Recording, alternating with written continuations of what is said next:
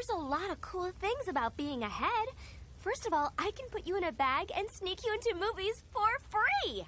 Carpal tunnel syndrome? You're immune. And it's totally cool. I'm like the only girl with a decapitated head for a boyfriend. Very nice, Shrek.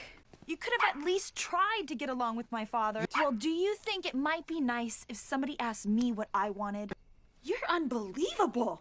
You're behaving like a... like an ogre! I've made changes for you, Shrek. Think about that.